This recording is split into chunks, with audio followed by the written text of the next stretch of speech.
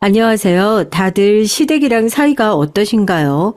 제가 톡톡 사연에 사연을 쓰는 줄 아는 남편이 옆에 붙어서는 이것저것 훈수를 두네요. 뭐 사연을 그렇게 시작하면 안 된다느니 사람들이 확 이끌릴 만한 문구로 처음 시작을 열어야 재미없는 얘기도 사람들이 집중해서 들을 수 있다나요? 남편이 옆에서 저렇게 미주알 고주알 얘기를 하고 지금이야 저도 웃기도 하고 타박도 하면서 그 얘기 다 들어주고 있지만요. 사실 저희는 얼마 전까지 이혼의 위기까지 갔었던 그런 부부였습니다. 남편이랑은 결혼한 지 아직 10년도 되지 않았는데 심지어 이렇게 금술이 좋은데 어떻게 이혼 얘기까지 나오게 됐냐고요? 오늘 제가 톡톡 사연에 제보해드릴 얘기가 바로 그거예요. 결혼하신 분들 동서랑 시누이 중에 누가 더 미우세요? 둘 다 밉다는 전제를 깔아놓고 여쭤봐서 죄송스럽긴 하지만요. 분명히 사연을 들으시는 분들 중에서 동서의 입장이신 분들도 있을 거고 시누이의 입장이신 분들도 있을 테니까요. 전 자신 있게 시누이라고 얘기할 수 있을 것 같아요. 시어머니가 안 계시는 집으로 시집을 오면서 처음에는 나이 차이가 조금 있는 시누이가 딱하고 안쓰럽게 느껴졌던 때도 있었죠. 괜한 짜증을 내고 말도 안 되는 고집을 부릴 때에도 어렸을 때 아버지와 오빠 사이에서 자라면서 어머니가 챙겨주어야 할 섬세한 부분들을 챙김받지 못했으니 저러는 것도 이해가 된다. 몰상식한 행동을 하더라도 그런 식으로 이해를 하려고 노력을 했었죠. 그런데 이번에 시누이와 제 사이에 있었던 일은요. 단순히 저만의 노력으로 넘어갈 수 있는 그런 단순한 문제가 아니었거든요. 뭐 잘잘못을 따지고 되도 않는 고자질을 하려고 사연을 제보한 건 아니고요. 저도 억울한 건 어디다 풀고 살아야죠. 소녀 가장의 팔자라는 게 정말 있나 봐요. 저 어렸을 때부터 죽어라 고생만 했거든요. 큰딸로 태어나서요. 제가 그냥 가장이구나 하고 살았어요. 그래도 어렸을 때부터 그렇게 고생을 해서 분명히 얻은 것도 있었고요. 그 뒤에도 제 인생이 순탄치 않고 힘들기만 했었는데요. 그게 힘든 줄 모르고 살았거든요. 전 내가 너무 고생을 했다, 사는 게 너무 힘들다 얘기하는 분들이 결국 잘 살아봤던 경험이 있으니까 그래서 힘든 것도 느끼는 거라고 생각해요. 비교를 할 수 있던 시절이 있으니까요.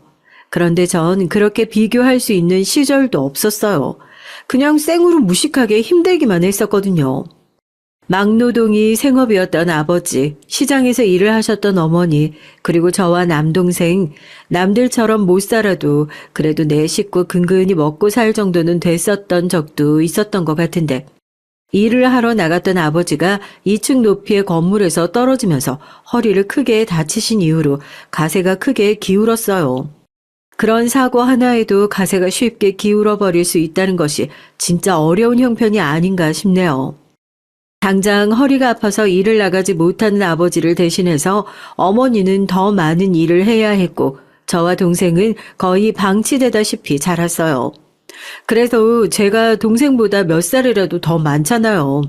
누워서 꼼짝도 못하시는 아버지 병간호도 제가 해야 하고 아직 옷 앞뒤가 어디인지 구분도 제대로 못하는 동생도 제가 돌봐야 하지. 그렇게 일찌감치 철이 들어버렸던 거죠. 저도 초등학생밖에 안 되는 나이인데요. 자려고 누우면 지친다 이 생각이 드는 거예요. 믿겨지세요? 초등학생이 사는 게 너무 지친다는 생각이 들어요. 다른 애들은 놀이터에서 친한 친구들끼리 어울려서 막 떠들고 노는 소리가 창문 밖으로 들리는데 저는 몸이 아픈 아버지 상을 차리고 있어야 하는 이 현실이 너무 지치고 힘들다고. 우리 집은 언제쯤 나 같은 게 이렇게 빨빨거리면서 살아도 되지 않을 정도로 말 그대로 먹고 살 만한 집이 될까 그런 생각을 했었던 것 같아요. 아무것도 모르고 철이 없었던 동생은 그렇게 새카맣게 타들어가는 누나의 속마음은 알지도 못하고 마냥 해맑기만 해서 제 속을 더 터지게 만들었었죠. 나라에서 나오는 지원금 몇 푼이 전부, 아버지의 허리는 차도를 보일 생각을 하지 않고 사람이 몸이 아프면 마음도 함께 아프게 되는 것 같아요. 처음에는 내가 얼른 일어나서 가족들 먹여 살려야지, 하루라도 빨리 일어나야 가족들이 고생을 안 하는데 이런 소리라도 입에 달고 사셨던 분이었는데 시간이 지나면 지날수록 스스로 희망을 놓아버리는 것 같은 느낌이 든다고 해야 하나요? 내가 지금 일어나 봤자 이 몸으로 무슨 일을 할 수 있겠냐고. 너네도 나를 보고 아무 쓸모짝이 없는 가장이라고 속으로 욕이나 하고 있는 거 아니냐고. 누워있는 아버지를 위해 가족들이 희생했던 시간은 생각하지도 않고 몸이 불편하신 아버지의 하루는 그렇게 원망으로 서서히 가득 차기 시작했습니다. 어머니도 사람인데요. 당연히 지쳤겠죠. 집에 돌아가면 새끼들은 배가 고파서 하루 종일 엄마가 언제 오나 눈이 빠지게 기다리고 있고 그 와중에 큰딸은 시간이 지나면 지날수록 얼굴에 고됨이 점점 더 얹혀 있는 게 엄마와 비슷한 얼굴로 변해가는 걸 보는 것이 그렇게 달갑지만은 않으셨을 거예요. 그래도 어쩌게요. 그 당시 저희 집에는 희망이라는 것이 찾아올 구석이 보이지 않았던걸요. 매일 집안에는 파스 냄새가 진동을 했습니다. 엄마는 어린 딸한테 손이 닿지 않는 등에다 파스를 붙여달라고 부탁을 하고 전 아무 말도 없이 그런 엄마 등에 파스를 붙여줬어요. 그 정적이 너무 싫고 괴로웠습니다. 집이 너무 싫었지만 한편으로 가족들이 너무 안쓰러웠죠. 빨리 컸으면 좋겠다는 생각을 정말 많이 했었던 것 같아요. 내가 빨리 커서 일을 하기 시작하면 엄마가 조금은 일을 덜 할 수 있지 않을까 하고요. 그러면 아빠도 제대로 된 병원에 가기 시작할 수 있을 거고 이렇게 눈만 마주쳐도 짜증을 내는 집안 모습도 조금은 바뀌지 않을까. 항상 제 머릿속은 빨리 돈을 벌어야겠다는 생각, 돈을 아껴야 되겠다는 생각, 어린 나이에도 억척스러운 생각들로 가득했습니다. 저에게 여상을 가는 것은 선택이 아닌 그냥 하나밖에 없는 선택지였어요. 어떻게든지 기술을 배워서 빨리 취업을 해야 했거든요. 학교를 다니면서 일찌감치 졸업을 하고 취업을 한 선배들의 얘기를 들으면서 조금씩 희망이 보이기 시작하더라고요. 다들 빨리 취업을 해가지고 부모님 용돈도 드리고 집도 사고 결혼도 했다고. 나도 저 선배들처럼 평범하게 살 수 있지 않을까. 그때는 그런 당연한 것들이 가장 부러웠던 시기였어요. 집에는 아직 철이 들지 않는 동생이 자기는 대학에 들어가서 뭐 춤을 출 거네, 연예인이 될 거네. 그런 얘기로 또 한 번 저의 복장을 터지게 했지만 그냥 이렇게라도 꿈을 꿔볼 수 있다는 게 마냥 기뻤습니다. 학교를 졸업하고 나서 바로 공장으로 들어가게 됐어요. 크지 않은 월급, 처음으로 교대 근무라는 것을 하게 됐고 갓 고등학교를 졸업하고 들어간 곳에서는 말도 안 되는 텃세가 가득했었습니다. 일을 하다가 다리가 아파서 자판기 앞에 앉아 커피를 마시고 있으니 기존에 일을 하고 계시던 나이 많은 여자 직원분들이 우르르 몰려오셔서는 여기는 일을 하고 소위 말해 어느 정도 짬이 차야 앉을 수 있는 자리다. 딱 봐도 아직 신입 같은데 어떻게 여기 앉아서 쉴 궁리만 할 수 있냐. 다그치시더라고요. 가뜩이나 교대 근무 스케줄에 맞춰서 일을 하는 것만으로도 벅차고 고된 하루인데 말도 안 되는 텃세까지 견뎌야 하니 출근을 하고 나면 언제 퇴근을 할 수 있나 시계만 바라보면서 살았습니다. 사람들이랑 말 한마디 섞지 않았어요. 괜히 사람들이 제 얘기를 이상하게 옮기고 그런 소문이 와전되어서 성격이 어쨌네 저쨌네 말을 지어내는 것을 들을 바에는 직장 안에 마음 기댈 곳 하나 없는 것이 차라리 나을 수도 있겠다 생각을 해서요. 그렇게 이유 없이 사람을 괴롭히는 사람한테는 반응을 해주는 것이 최고의 관심이라고 다른 애들과 마찬가지로 관두겠다고 울고불고 얼마 못 버티고 관둘 줄 알았던 제가 별다른 관심을 갖지도 않는 모습에 흥미를 금방 잃어버린 것 같더라고요. 같이 들어온 친구들은 진작에 그 등살에 못 이겨서 다 다른 공장으로 일자리로 옮긴 상황이었지만 전 지금 따박따박 월급 잘 들어오는데 괜히 일하는 곳을 막 옮기고 싶지도 않았고 설령 관두더라도 1년은 채우고 퇴직금은 받고 관두겠다는 생각 때문에 더 꾸역꾸역 버텼던 것 같아요. 퇴근을 하고 집으로 돌아가도 우중충 그렇다고 출근을 해도 즐거운 일 하나 없는 하루하루가 계속됐습니다. 남들은 청춘을 하루하루 아깝게 여기면서 즐겨야 한다고 하던데 이딴 게 청춘이면 낭비해도 큰 문제 없겠다라는 생각이 들 정도로 사는 게 재미가 없었어요. 회사에서 야유회를 간다는 얘기를 들었을 때에도 속으로 냉소적인 반응이었습니다.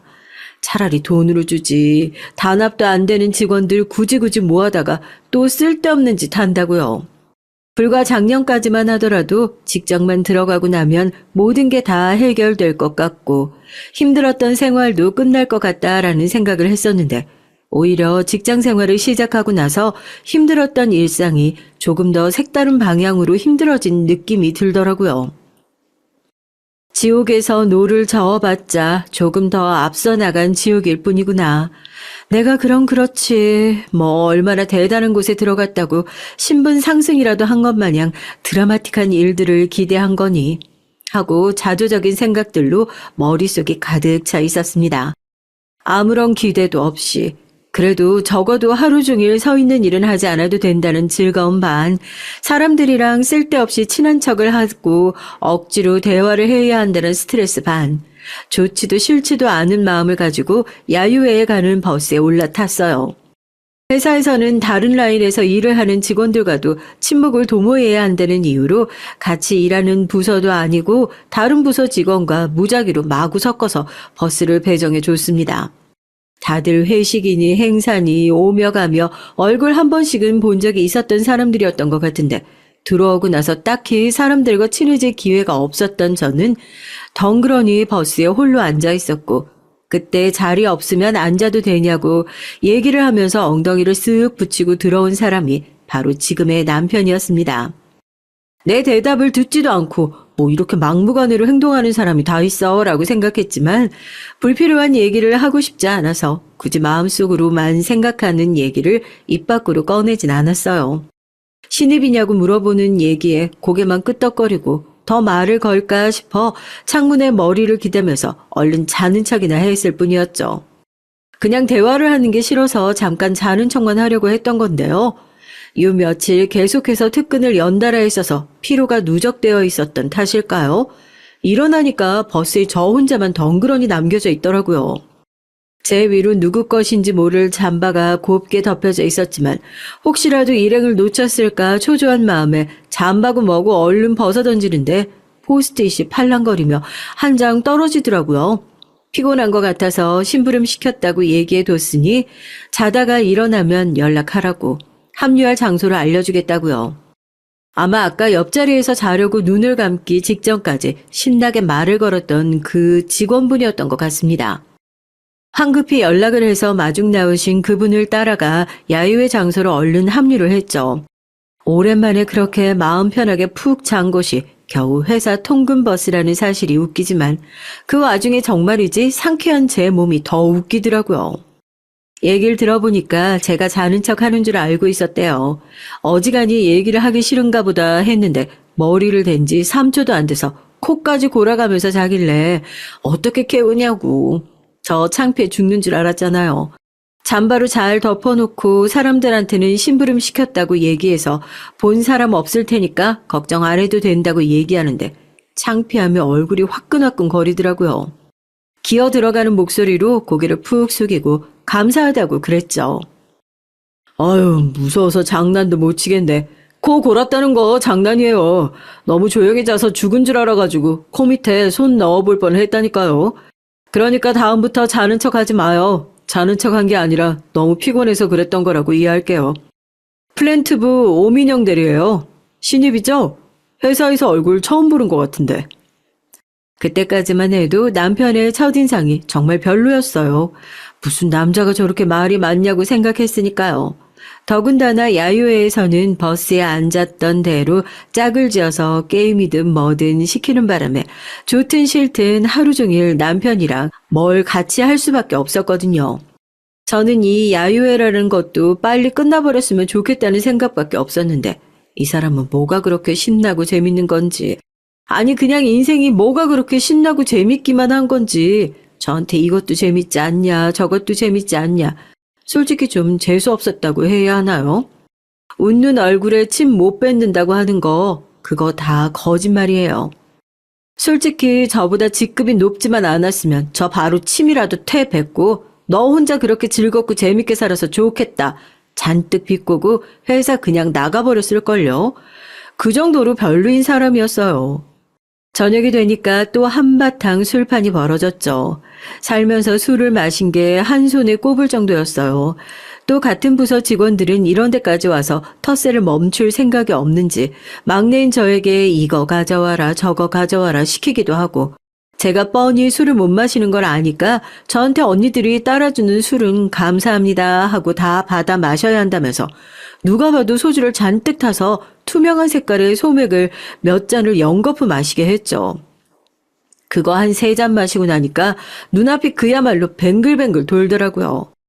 이대로는 사람들 앞에서 꼴사납게 기절이라도 하겠다 싶어가지고 밖에 나가서 좀 찬바람이라도 맞고 걷기라도 해야겠다. 그렇게 비틀거리면서 밖으로 나갔는데 또 숙소 입구에서 하루 종일 저를 쫓아다니면서 그렇게 귀찮게 했던 지금 가장 보기 싫은 얼굴 1순위를 꼽으라면 망설임 없이 꼽을 수 있는 남편을 딱 맞닥뜨린 거예요. 또 그 표정요. 저를 언제 봤다고 또 저렇게 반가워하는 표정이 어이가 없고 기가 막혀요. 무슨 이기지도 못할 술을 그렇게 마셨냐고 밖에 나가서 바람이라도 쐬고 오자고 자연스럽게 옆에 섰는데 저도 술이 좀 들어가고 나니까 말이 툭툭 나오더라고요. 무슨 상관이시냐고. 저 혼자서도 알아서 잘 갈 수 있다고요. 그렇게 얘기를 하는데도 남편은 뭐 전혀 타격감이 없다는 표정으로 지금 이 시간에 여자 혼자 나가면 술 취해서 넘어지는 것보다 훨씬 더 크게 다칠 수 있다고. 자기가 이렇게 비리비리해 보여도 싸움 좀 한다면서 같이 나가자고 그러더라고요. 이상하게 지금도 남편의 말에는 그런 힘이 있어요. 어이가 없는데 이상하게 집중하게 되는 그런 힘이요. 그렇게 얼렁뚱땅 같이 밤 산책을 하게 됐습니다. 하루 종일 떠들어대던 남편은 반대로 술이 좀 들어가고 나니까 그제서야 조용해지더라고요. 오히려 그 정적을 깼던 건 저였어요. 뭐가 그렇게 맨날 즐거워요? 사는 게 재밌어요? 들어온 지 얼마 안 된 신입사원이 대리한테 할 소리는 절대 아니죠. 술이 원수라고 제 얘기를 듣더니 남편이 그 자리에서 서가지고 배꼽을 잡고 막 웃더라고요. 자기가 그렇게 보이냐고요? 하루 종일 재미없는 농담 시시덕거리고 제가 그런 농담이나 받아줄 수 있는 여자로 보이나 본데 저 그런 사람 아니에요. 전 하루하루 사는 게 너무 힘들다고요.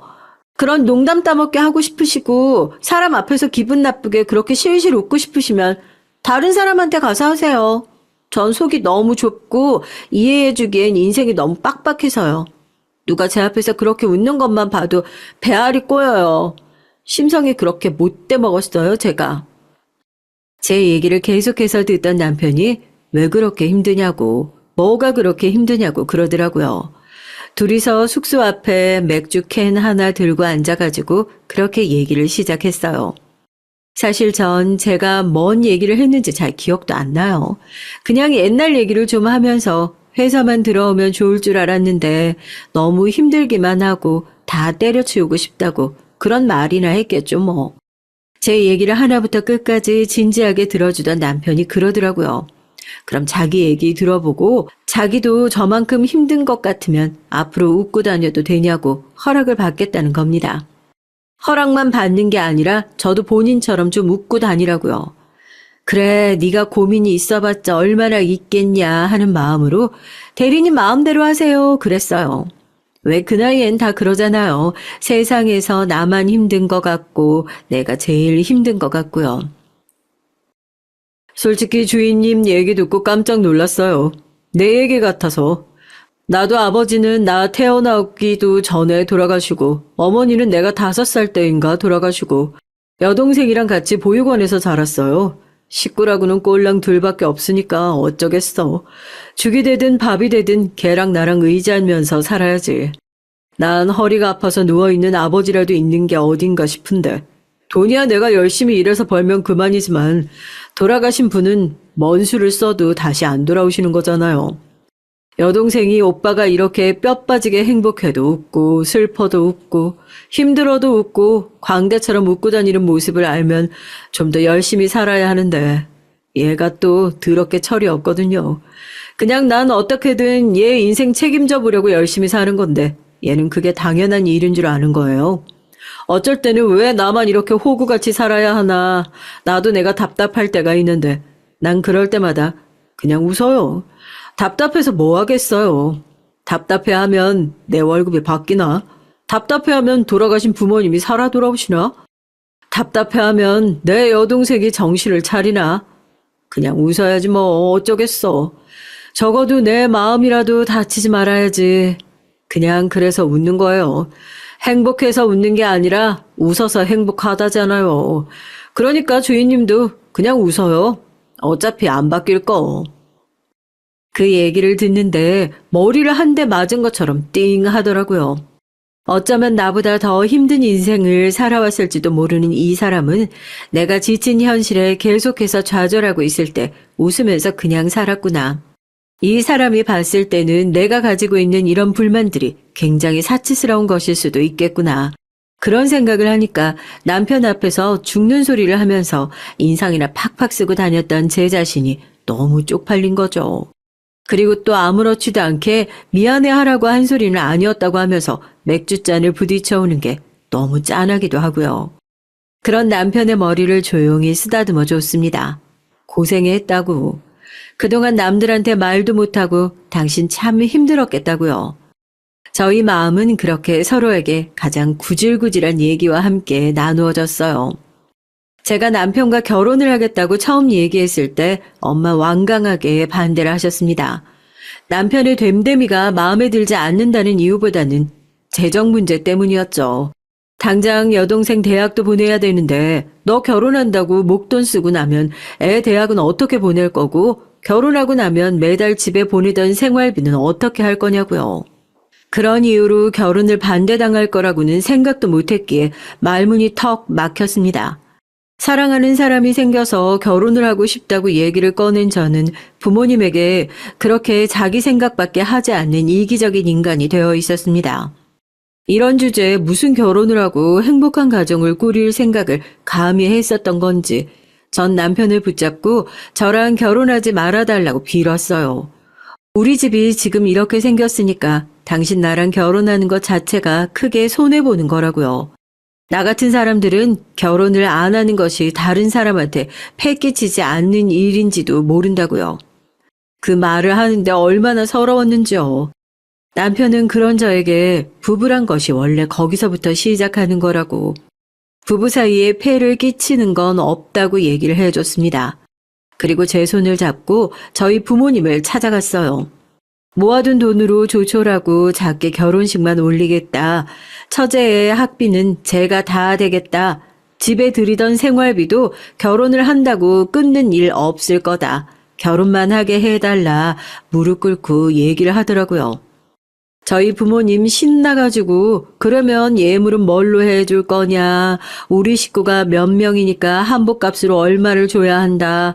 어제까지만 하더라도 너 그렇게 할 거면 결혼을 하지 마라.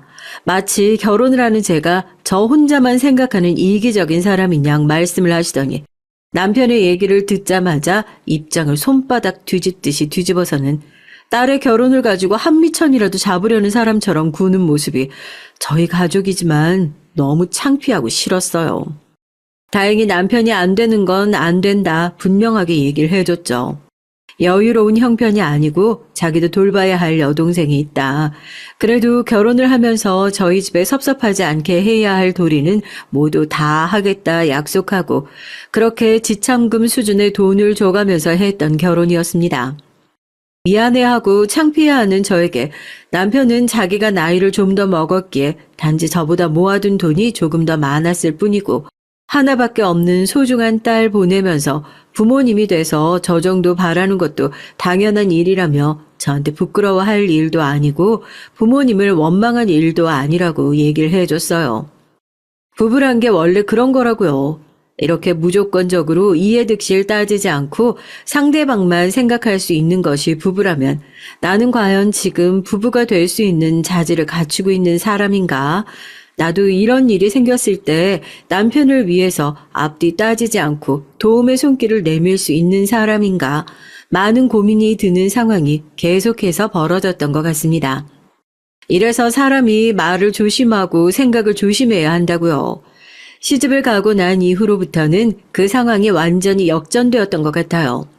제 사정을 잘 모르시는 분들은 시부모님이 안 계시는 게 마음에 좀 걸리긴 하지만 나중 되면 그만큼 편한 게 또 어디 있냐.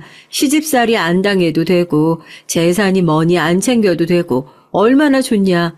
또 모르는 소리예요. 시댁에서는 시어머니라는 존재 하나만 있는 게 아니잖아요. 나이 차이가 나는 시누이의 존재는 저에게 잘못된 행동을 해도 마음껏 훈육할 수도 없는 불편한 자식이 하나 생긴 것 같은 느낌과 같았습니다. 제가 사연을 시작할 때 그랬잖아요. 처음에는 시누이를 보면서 처연하다는 생각을 했죠. 어린 나이에 부모님을 잃고 보육원에서 자라면서 얼마나 엄마의 빈자리가 그리웠을까 하는 생각에 말입니다. 처음에 저를 보자마자 새언니 같은 엄마 있었으면 진짜 좋았을 것 같다고 그런 얘기를 했을 때는 서로 존중하면서 그동안 시누이에게 있었던 엄마라는 공백을 메꿔줄 수 있는 사람이 될 수 있을 거라 생각했죠. 하지만 그건 시누이가 저를 존중한다는 전제가 깔려 있어야 가능한 일이었죠. 남편과 함께 살면서 처음엔 말을 잘 듣는 느낌이었습니다. 통금 시간도 꼬박꼬박 맞춰 들어왔고 공부는 잘하지 못했지만 사고는 치지 않는 게 어디냐 그렇게 긍정적으로 생각했던 저였어요. 그런데 그냥 제가 들어온 지 얼마 되지 않아서 그 본성을 잘 숨기고 있었던 겁니다. 같이 사는 시간이 길어지자 평소 본인이 오빠한테 했었던 행동들이 서서히 제 앞에서도 가감없이 드러나기 시작했어요. 그래도 저희가 연차가 쌓이기 시작하면서 벌이가 조금 나아지긴 했거든요. 아버지도 부쩍 몸이 많이 회복되셔서 간단한 일이라도 시작하시는 것 같더라고요. 매번 집에 용돈을 챙겨드리는 것도 말을 못했지만 꽤나 눈치가 보이는 상황이었는데 아버지가 일을 시작하시면서 그 부담도 조금 덜 수 있었죠. 시누이와 함께 지내는 생활이 불편할 때도 있었고 저 역시 남편과 함께 벌어서 시누이의 학비와 생활비까지 부담하긴 했지만 그건 제 여동생도 마찬가지인 상황이었으니까 그걸 가지고 부담스러워하거나 기분 나빠한 적은 단 한 번도 없었어요. 나는 되고 너는 안 되고 그런 도둑놈 심보나 다름없잖아요. 오히려 제가 기분이 상했던 건 시누이와 관련해서 중요한 일들이 있을 때마다 저에게 한마디 상의도 하지 않고 모든 것을 결정하는 남편의 태도 때문이었어요. 여보, 잠깐 얘기 좀 할 수 있을까? 가계부 정리를 하는데 이상한 게 좀 있어가지고 혹시 나 몰래 생활비에 손댄 거 있을까? 아니, 따지라는 게 아니라 당신한테 혹시 큰일이라도 있는 건가 싶어서 걱정돼서 솔직하게 얘기해줬으면 좋겠어. 시누이가 대학교 3학년 정도 됐을 때였나요? 가계부를 정리하고 있는데 뭔가 이상한 겁니다. 저희는 월급을 공금처럼 같이 관리를 하고 있거든요. 일이 바빠서 제대로 관리를 하지 못하다가 시간을 내서 다시 관리를 시작했는데 아무리 정리를 해도 금액이 잘 맞지가 않더라고요. 한 10만 원, 20만 원 구멍이 난 거라면 저도 그냥 모른 척하고 남편이 돈이 급하게 필요한가 보다 생각하고 모른 척 해줄 수 있었을 텐데 모른 척 하기엔 너무 큰 돈이었거든요. 그걸 시작으로 통장 내역을 정리하면서 보니까 적게는 10만 원부터 크게는 80만 원, 100만 원까지 남편이 매달 돈을 생활비 공금해서 뽑아 쓴 내역이 고스란히 남아있더라고요. 혹시라도 남편의 신변에 문제가 갈 만한 일이 생긴 건가 처음엔 그런 걱정이 들어서 정말 조심스럽게 물어봤어요. 남편이 대뜸 제 앞에 무릎을 꿇고 미안하다고 하더라고요. 소정이가 다른 친구들이랑 다니는데 자기 처지가 너무 비교가 된다고 정말 필요할 때 생활비에 보태 쓰라고 내가 카드 하나를 발급해줬는데 대학생 신분에 어떻게 그게 가능한지 몰라도 카드로 대출을 받았던 모양이야. 자기 나름대로 아르바이트를 하면서 대출을 메꾸겠다고 노력을 했던 모양인데 이자가 많이 불어나서 감당할 수 있는 수준이 안 되니까 나한테 얘기를 했더라고. 당신한테 제일 먼저 얘기를 했어야 하는데 안 그래도 친정일 때문에 신경 많이 쓰는 것도 걱정되고 소정이랑 당신 사이가 안 좋아질까 봐 걱정해서 얘기를 못했어. 어디 나쁜 데 쓴 건 아닌 모양이야. 한 번도 그렇게 큰 돈을 만져본 적이 없어서 애가 아직 경제 개념이 잘 안 잡혀서 실수한 것 같은데 이번 한 번만 날 봐서 그냥 조용히 넘어가 줄 수 없을까? 제가 하다못해 시집을 와서 시누이 육아까지 하게 될 줄은 상상도 못했는데요. 생각 없이 빚 무서운 줄 모르고 남편 카드로 덜컥 빚을 내서 쓴 시누이도 시누이지만 그런 시누이가 아직 경제 개념이 잡히지 않아서 그랬을 거다 감싸며 그런 중요한 문제가 터졌는데도 저한테 말 한마디 하지 않고 몰래 생활비 통장에 손을 대서 해결하려 했던 남편에게 더욱 배신감이 느껴졌습니다. 당연히 불같이 화를 냈죠. 어떻게 이럴 수가 있냐. 그래도 아닌 건 아닌 거다. 바늘 도둑이 소도둑 된다고 돈 관련된 문제는 초장에 제대로 잡아놓지 않으면 나중에 더 큰 문제가 될 수 있다고 막 화를 냈어요. 이렇게 한번 해결해주기 시작하면 다음에는 문제가 생겼을 때 이런 문제 정도는 오빠가 해결해주겠지. 그걸 당연하고 자연스럽게 여길 수 있다고요. 남편도 그 얘기에 발끈하더라고요. 자기 동생한테 어떻게 그렇게 얘기를 할 수 있냐. 저희 친정이 어려울 때 자기도 도와주지 않았냐면서요. 똑같은 문제가 몇 번 있었던 것도 아니고 이번 한 번만 조용히 넘어가자는 건데 그게 그렇게 무리한 부탁이었냐고요. 어떤 분들은 보면서 제가 결혼할 때 남편이 도와준 돈을 따지면 그 정도는 도와줄 수 있지 않냐. 왜 겨우 그거 가지고 깐깐하게 구냐 하실 수도 있겠지만 단순히 돈의 액수 문제가 아니었어요. 시누이의 태도 문제였죠. 저는 남편에게 이걸 당신이 해결해 주는 건 알겠다. 지금 당신이 해결해 주지 않으면 방법이 없는 거 아니냐. 그럼 나도 그 부분은 인정은 하지만 이 문제 아가씨한테 분명히 짚고 넘어가야 한다고 얘기를 했죠. 남편은 그러지 않기를 바라는 눈치였지만 전 그런 크고 작은 문제들이 생길 때마다 자연스럽게 저희 남편이 해결해 줄 거라고 당연스럽게 생각하는 시누이의 태도를 먼저 고쳐줘야 한다고 생각했어요. 아가씨, 얘기 들었어요. 제가 뭐라고 아가씨를 혼내요. 그런 거 아니에요. 아가씨 나이 때는 당연히 경제관념이 잘 잡혀있지 않을 수도 있고 쓰는 건 가벼워도 갚는 건 무섭다는 거 잘 모를 수도 있어요. 그런 건 이번 기회를 통해서 알아가면 되는데 난 좀 걱정이 돼서요. 카드 내역서 보니까 오빠가 생활비 부족할 때 쓰라고 준 카드인 것 같은데 보니까 사치품을 사거나 유흥비나 이런 것들로 많이 나간 것 같은데 난 아가씨가 우리랑 같이 사는 동안에는 좀 빠듯하고 힘들더라도 꼭 필요한 거에만 돈을 쓰는 법도 좀 배웠으면 좋겠어요. 아가씨, 솔직하게 얘기하면 오빠도 그렇고 저도 그렇고 돈 힘들고 어렵게 벌고 있어요. 우리가 이렇게 버는 이유가 아가씨가 정말 필요하고 힘들 때 도와줄 수 있어야 하니까 아가씨도 스스로 어려울 때 챙길 수 있는 정도가 되어야 되잖아요. 내 말 무슨 말인지 이해했어요? 카드 대출을 받아서 사용한 내역을 보는데 솔직히 피가 거꾸로 솟는 줄 알았죠. 저 결혼하고 나서 명품 가방 한 번을 사본 적이 없었어요. 그런데 백화점이며 술집이며 정말 생활비가 부족해서 썼다고 보이지 않는 결제 내역을 보고 저도 이건 꼭 짚고 넘어가야겠다고 생각을 했던 거고요. 제 얘기에도 뭐가 그렇게 불만이 많은지 시누이는 알겠다고 자기가 이거 나중에 다 갚을 거라고 그렇게 틱틱거리면서 얘기를 하더라고요. 더 얘기는 하지 않았죠. 솔직히 저희 집 식구들이 남편 돈을 가져다 쓴 것도 있었고 남편이 이 일을 조용히 넘어가길 원했으니까 저도 이 정도 경고면 충분하겠지 싶었거든요. 그런데 차라리 그때 시누이의 머리채를 잡고 쥐잡듯이 잡아 그 버르장머리를 고쳐놨어야 했던 모양입니다. 남편도 카드 내역을 보니 이런 식으로 사고를 칠 줄은 몰랐다고 시누이에게서 카드를 뺐더라고요. 적어도 남편 돈으로 사고를 칠 일은 없겠구나 했었는데 한 번 사고 친 사람이 이쪽으로 사고 못 친다고 가만히 있겠어요? 여기서 사고 못 치면 다른 쪽으로 사고 치겠죠. 저는 오전 근무를 하는 주였고 남편은 오후 근무를 하는 주였는데 집에 돌아와 보니 시누이와 남편이 거실에 앉아 있더라고요. 시누이가 거실에 앉아서 눈물을 뚝뚝 흘리고 있는 모습을 보니까 뭔가 잘못된 걸 바로 알 수 있었고요. 애초에 남편이 출근할 시간이 됐는데도 시누이를 붙잡고 앉아 있는 것부터 또 시누이가 뭔가 사고를 쳤구나 예감을 했어요. 저도 그 옆에 자리를 잡고 앉아서 대체 무슨 일이냐고 다그쳤습니다.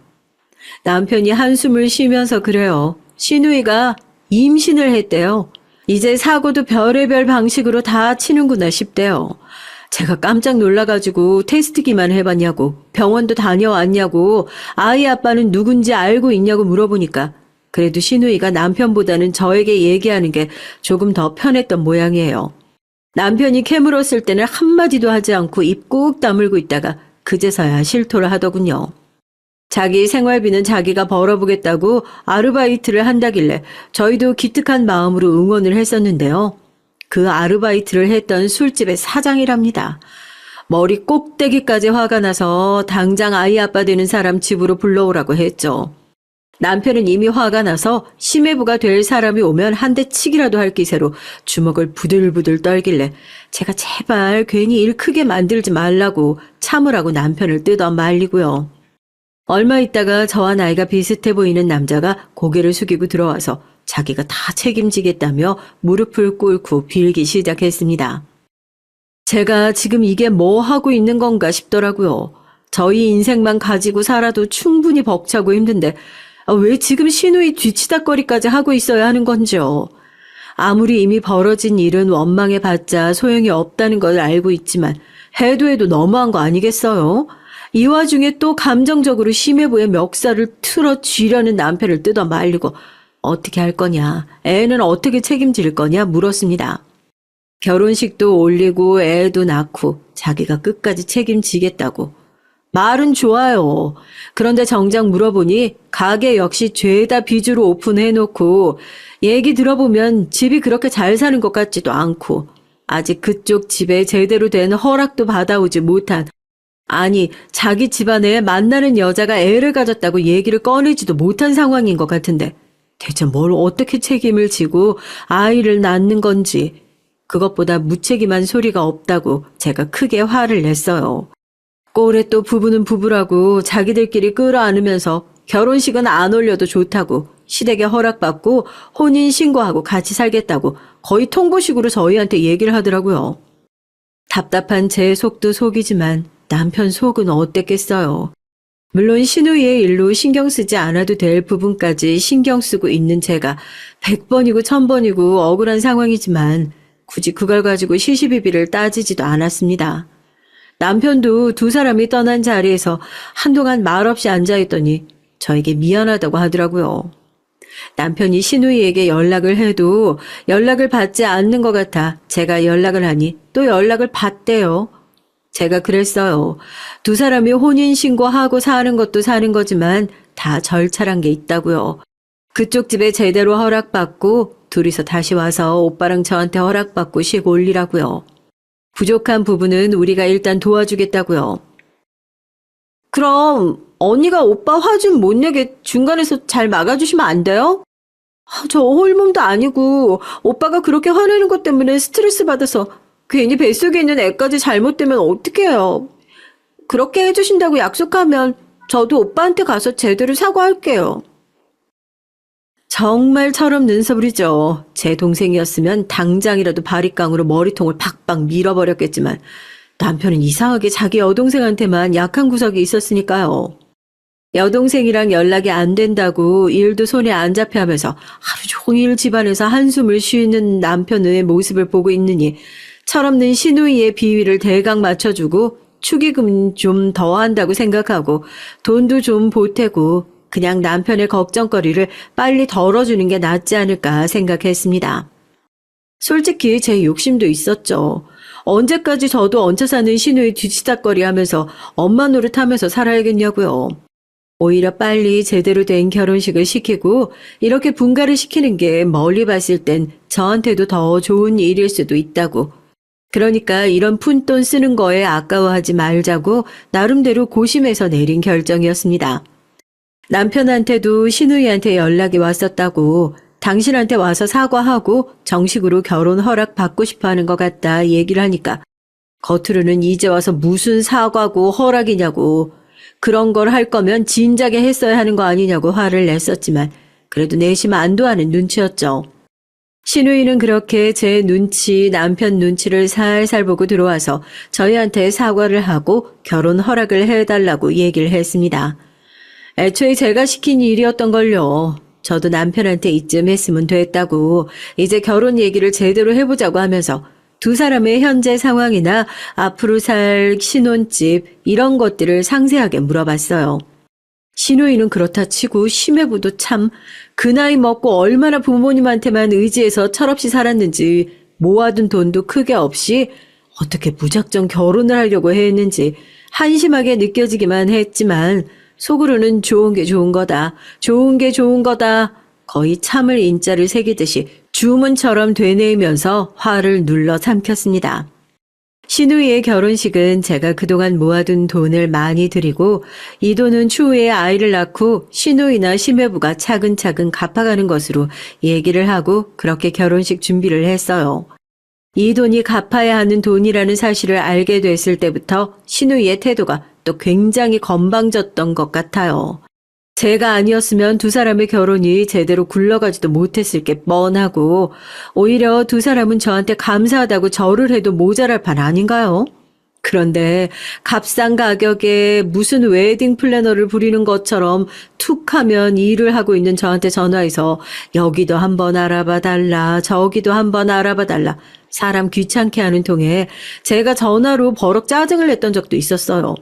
그렇게 하나부터 열까지 마음대로 하고 싶으면 돈을 주고 웨딩 플래너를 구하던지 웨딩 플래너를 구할 돈이 없으면 두 사람이 발품이라도 파는 노력을 좀 하라고요. 결혼식 때 그 자리에 서지도 않는 애먼 사람 들들 볶고 괴롭히지 말라고 하니 물심양면으로 도와주겠다고 약속을 해놓고 왜 이제 와서 딴소리를 하냐면서 되려 저한테 짜증을 냈어요. 이 정도로 물심양면 도와주면 됐지 뭘 얼마나 더 바라는 건가 싶었죠. 사람이 최소한의 양심이라는 게 있어야 하는 거 아닌가요? 그래도 이 결혼식만 끝나고 나면 신우이랑 얼굴 맞대고 사는 짜증나는 일상도 끝이다라고 생각하니까 신우이의 그 진상짓도 조금은 버틸만 하더라고요. 그것뿐이었겠어요. 정말 무일푼이나 다름없는 상태로 신우이를 시집 보내는 상황이었기 때문에 기본적인 혼수를 해주는데 보태주느라 돈도 엄청나게 썼어요. 그런 저에게 감히 물심양면이라는 단어를 논하는 것 자체가요. 신우이한테 되려 묻고 싶더라고요. 대체 네 양심은 어디다 팔아먹은 거냐고요. 아니면 어디 엿이라도 바꿔먹은 거 아니냐고요. 문제는 결혼식 당일에 터지게 됐습니다. 그 난리를 쳐대는 신우이였는데 결혼식 당일에는 얼마나 더했겠어요. 뱃속에 애가 있는 상황이니까 저도 크게 화를 내지는 못하고 어지간한 진상은 다 받아주고 있는 상황이었거든요. 전 회사 일까지 빼가지고 새벽같이 일어나서 아침에 메이크업 받을 수 있게 샵으로 모셔다 드려. 배 못 조이니까 드레스가 예쁘네 안 예쁘네 징징거리는 거 다 들어주고 있어. 물 가져달라면 물 가져다 드려. 뭐 덥다고 징징, 배고프다고 징징. 그래도 오늘 하루면 그런 징징거림도 이제 안녕이라고 생각을 하고 있었거든요. 그 와중에 남편은 전날까지 출근을 한 덕분에 조금 늦게 도착해가지고 저랑 메이크업을 받고 신랑 신부가 먼저 출발한 이후에 뒤이어서 예식장으로 출발을 하게 됐고요. 뭐 축의금을 받는 사람은 잘 있는지, 식장 안은 잘 정돈되어 있는지 이런 것들을 하나하나 확인하는 것도 전부 저희 몫이었습니다. 저희만 그런가요? 가족들은 축의금을 신부한테 직접 주기도 하잖아요. 따로 정산하지 말고 이 돈은 신혼여행 가서 쓰라고요. 아무래도 결혼식 비용은 신랑 측에서 많이 내다 보니까 예식이 끝나고 나면 그쪽 부모님께서 정산을 한답시고 다 가지고 가실 것 같아 전 나름대로 배려를 하고 신경을 쓴다고 축의금 봉투를 챙겨가지고 신부 대기실로 들어갔죠. 드레스를 입고 긴장이 되는지 고개를 숙이고 심호흡을 하고 있는 신우이를 보니까 밉기는 해도 또 미운 정도 정이라고 나름 기특하기도 하고 속으로 이렇게 시집을 가면 잘 살았으면 좋겠다 진심으로 빌어주기도 했어요. 일찍 준비가 끝난 김에 같이 사진이나 한 장 찍자고 그렇게 신우이의 옆에 서서 사진을 한 장 찍고 신우이에게 봉투를 내밀었습니다. 아가씨 이거 받아요. 이거 축의금이에요. 축의금 받는 데다 내면 시댁에서 가져갈 것 같아서 이 돈 따로 챙겨뒀다가 신혼여행 가서 필요한 데 쓰라고요. 결혼식 준비하느라 고생 많았을 텐데 이제 시집 가고 나면 애랑 셋이서 행복하게 살아요. 내가 엄마도 못 되어주고 언니도 못 되어주겠지만 뭐 새언니가 편해봤자 얼마나 편하겠어요. 그래도 마냥 불편하게만 생각하지 말고 오빠한테도 얘기 못하겠다 싶은 거 있으면 나한테 연락해요. 맛있는 거 사들고 갈 테니까. 알겠죠? 나름대로 애틋한 마음을 담아서 얘기를 했는데 그 뒤에 이어지는 신우이의 행동 때문에 저 결혼식장에서 충격받아 그만 뒤로 넘어갈 뻔했습니다. 제 얘기를 들으면서 고개를 끄덕끄덕거리길래 드디어 신우이도 철이란 게 드는구나 싶었는데요. 제가 뻔히 보는 앞에서 봉투를 열어서 봉투에 얼마 들었는지 손가락으로 세어보는 거 아니겠어요? 그러고서는 돌연 실망스러운 표정을 짓더니 저한테 그러는 거예요. 이게 다냐고요. 전 세연이가 5만 생색을 다 내길래 무슨 돈 1,000만 원이라도 주는 줄 알았는데 고작 100만 원 주면서 이런 유세를 떠신 거예요? 언니, 내가 거지예요? 다른 사람도 아니고 남편 동생 결혼하는데 고작 100만 원? 기가 막혀 진짜. 신우이는 거기서 그치지 않고 저에게 이런 돈 주고 그렇게 시끄럽게 옆에 붙어서 잔소리할 거면 다시 이 돈 가져가라며 봉투를 제 앞에서 흔들었고 봉투 안에 담겨있는 돈은 제 얼굴을 때리면서 바닥으로 쏟아졌습니다. 저도 참는데 한계가 있죠. 이 집 구석과는 이렇게 인연을 끊는 게 맞겠구나 하고 자리를 박차고 일어나는데 남편이 지금 뭐 하는 거냐며 비명을 지르며 신부 대기실로 들어왔습니다.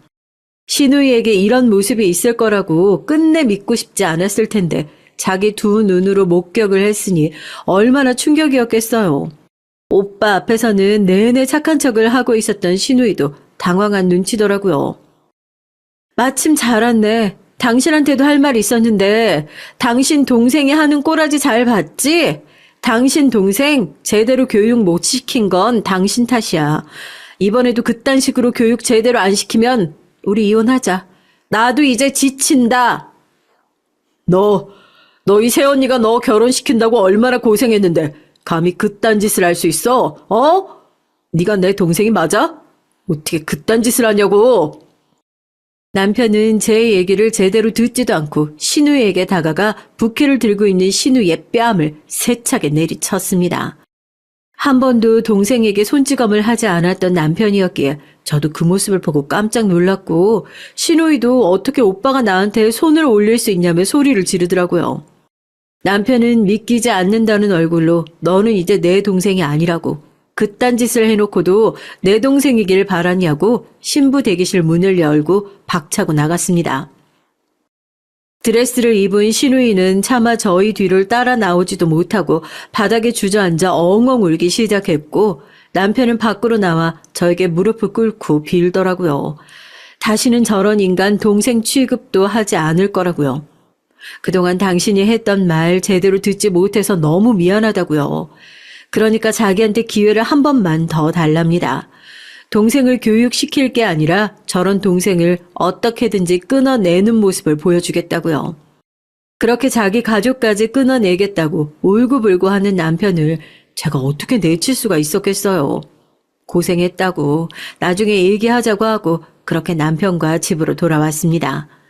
저희 둘이 없어도 결혼식은 그대로 진행된 모양이더라고요. 다만 결혼식이 끝나고 신우이는 신혼여행 대신 저희 집으로 돌아와서 내내 무릎을 꿇고 문을 열어달라고 빌다가 절대 그 문을 열어주지 않는 남편의 기세에 집으로 돌아간 상황이에요.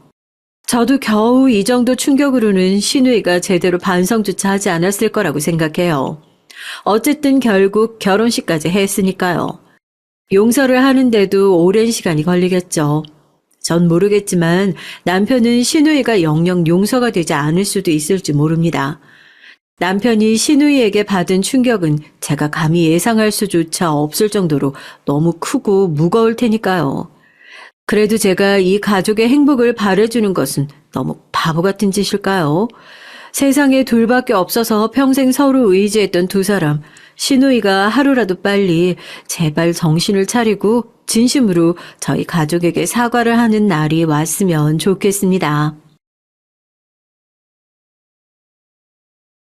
여러분 안녕하세요. 저는 지방에서 살고 있는 평범한 주부입니다. 저에게는 동서가 한 명 있었는데요. 오늘은 그 동서가 저희 시어머니에게 저질렀던 끔찍한 악행에 대해 얘기를 하려고 합니다. 저와 남편은 아주 오랜 친구 사이였어요. 어릴 때부터 같은 동네에서 나고 자라서 초, 중, 고 모두 같은 학교에 나왔습니다.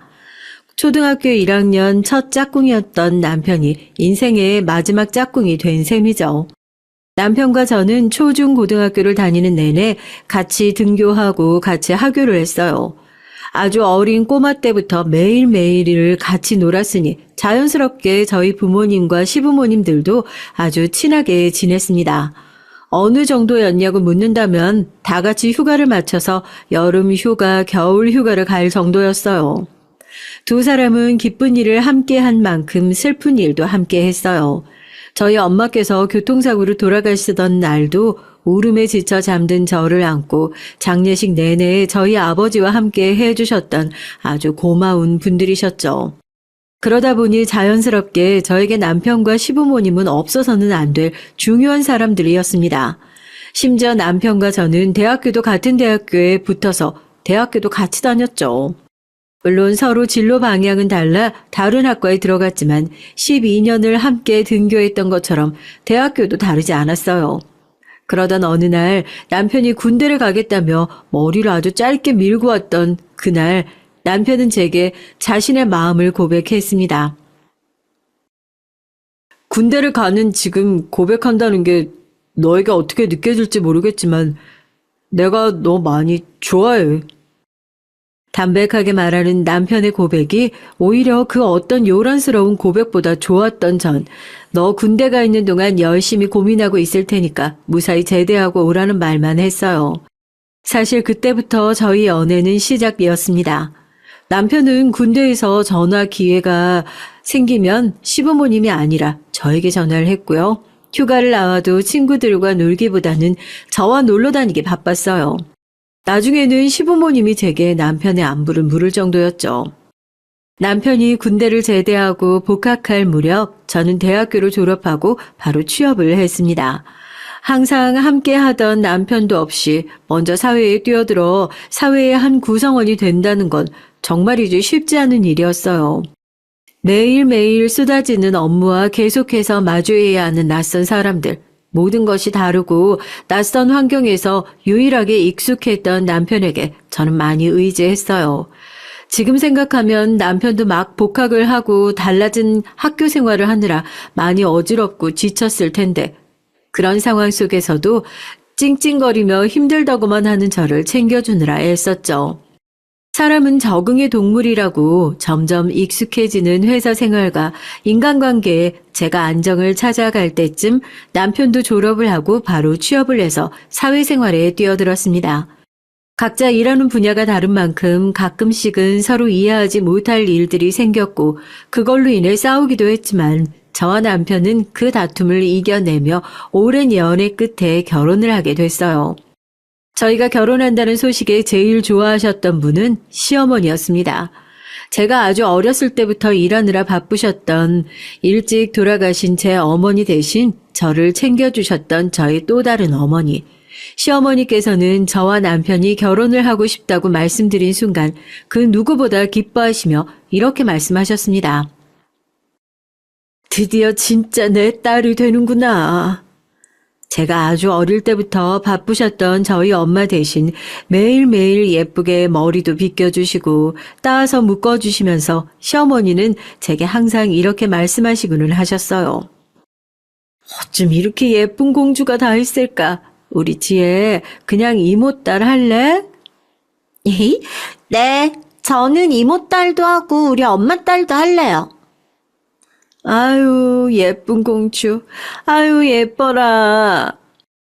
어릴 때는 항상 듣기 좋은 말만 해주시고 부드럽게 머리카락을 쓰다듬어 주시는 시어머니가 너무 좋아서 정말 엄마에게 하는 듯이 아양도 부리고 투정도 부리고 했거든요. 사실 어머님께서는 딸이 아주 간절하셨다고 해요. 남편이 태어나기 전에 딸이 있었다고 들었습니다. 태어나서 100일도 넘기지 못하고 죽었는데 그 일 때문인지 딸을 계속 낳고 싶어 하셨다고 해요. 시간이 흘러 다시 뱃속에 아기가 생겼지만 남자아이였고 그 남자아이가 남편이었죠. 남편을 낳고 3년 후 다시 아이를 가졌지만 둘째도 아들이 태어났어요. 딸이 보고 싶어 셋째를 도전하려고 했지만 더 이상 아기가 생기지 않아 딸을 갖지 못했다고 하셨거든요.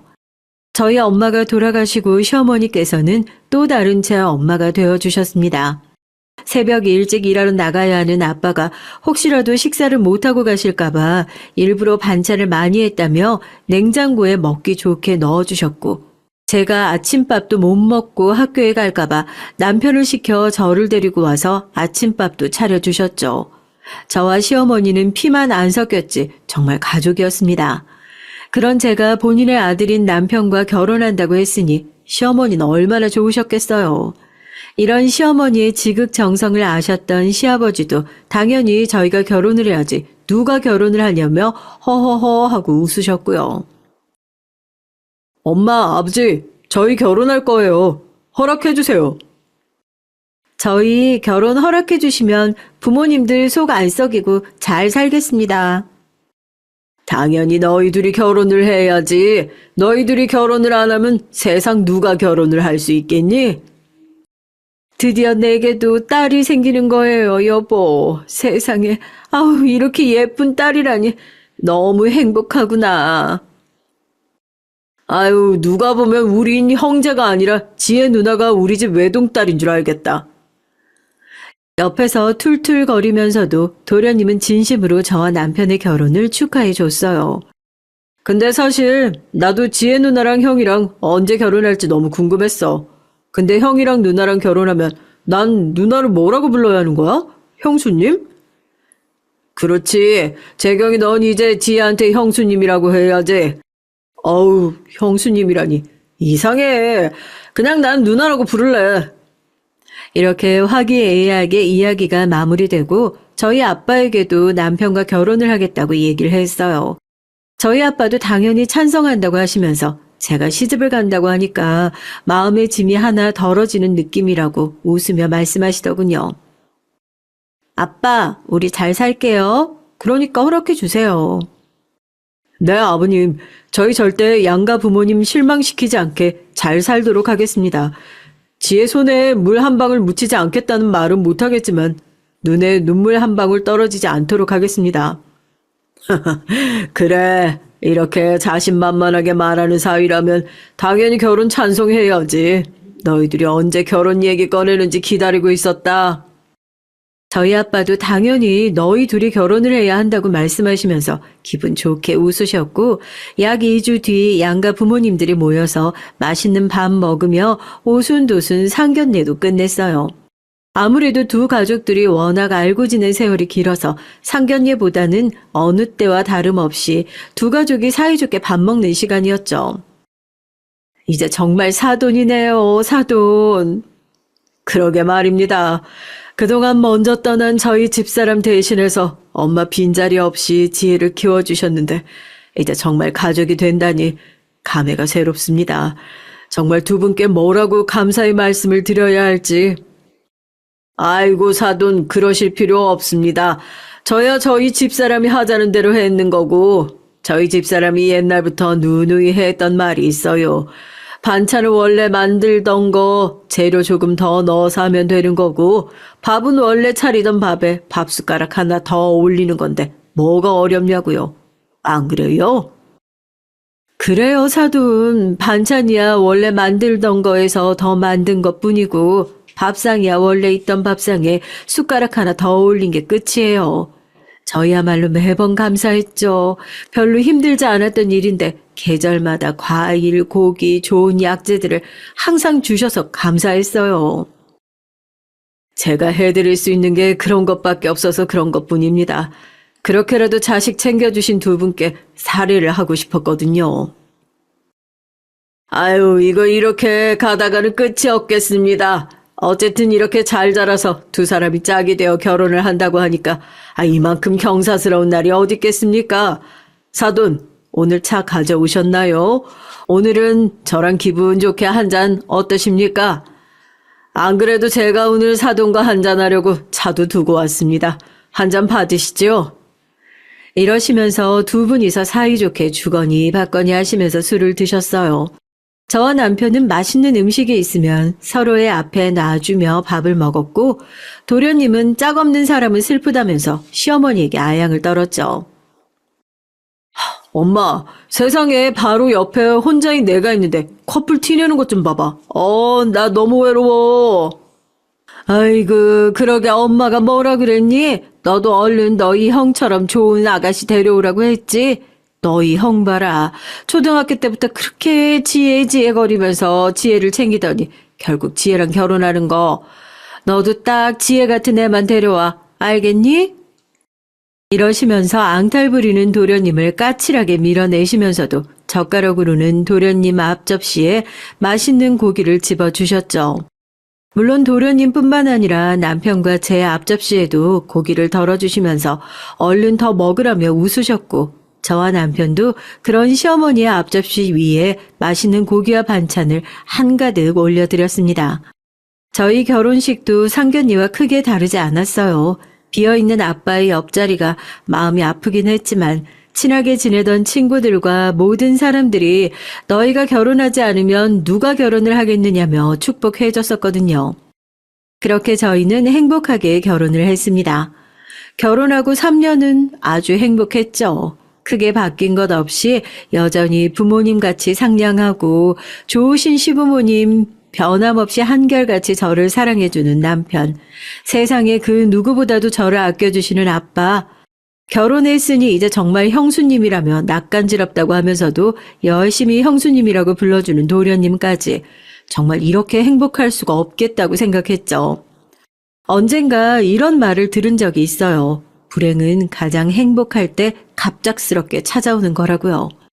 그날도 다른 주말과 전혀 다르지 않은 날이었습니다. 친정에서 점심을 먹고 저녁을 먹으러 시댁으로 간 날이었죠. 맛있게 저녁밥을 먹고 시부모님 과일을 깎아주겠다고 설치며 시아버지에게 방금 깎은 사과가 꽂힌 포크를 드리는데 툭 하고 포크가 떨어지더니 갑자기 시아버지께서 쓰러지셨어요. 사인은 뇌출혈이었습니다. 순식간에 진행된 뇌출혈은 곧이어 시아버지를 식문인간으로 만들었어요.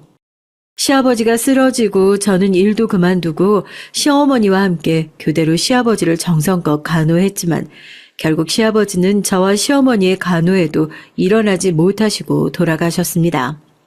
시아버지를 떠나보내고 시어머니는 많이 무기력해지셨어요. 워낙 금슬이 좋으신 분들이셨기 때문에 더 그러셨겠죠.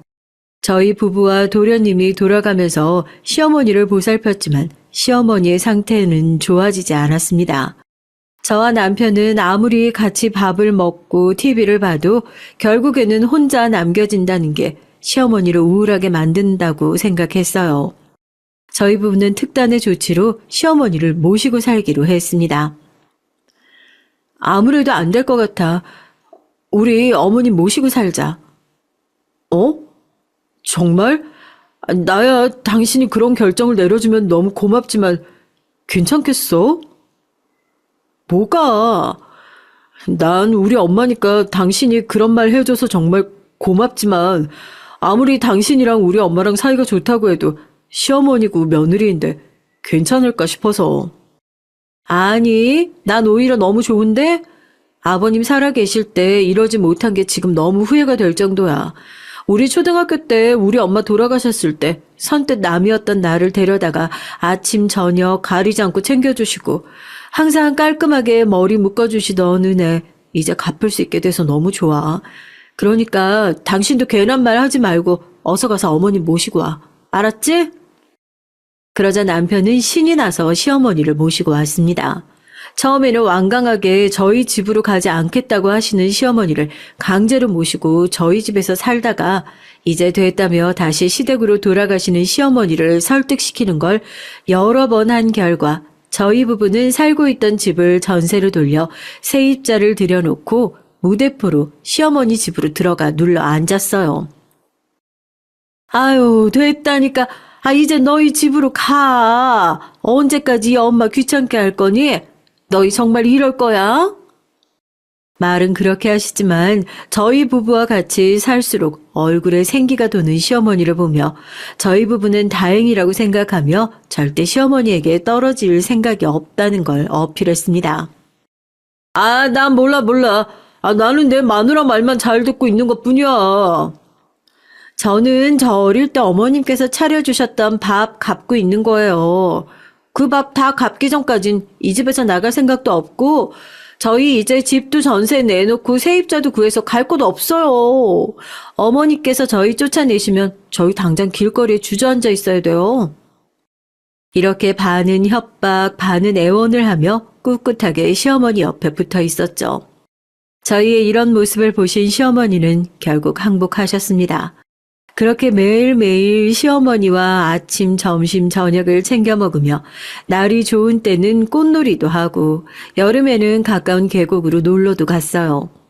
가을에는 단풍 구경 가자며 시어머니와 도련님과 산도 탔고요. 겨울에는 날이 추우니까 집에만 있자는 시어머니의 말씀에 적극 동의하며 남편이 사다 주는 군고구마, 군밤, 붕어빵들을 먹으면서 살았죠. 저희 아빠도 간혹 가다가 혼자가 된 사부인 걱정이 된다면서 인삼, 더덕, 도라지, 몸에 좋다는 건 다 사서 선물로 보내주셨습니다. 그렇게 시어머니의 얼굴에 그늘이 완전히 거칠 때쯤 도련님이 결혼을 해야 한다며 저희에게 전화를 하셨어요. 결혼을 한다는 것도 아니고 해야 한다는 말에 이상함을 느낀 저희 부부는 주말에 도련님 집으로 찾아갔죠.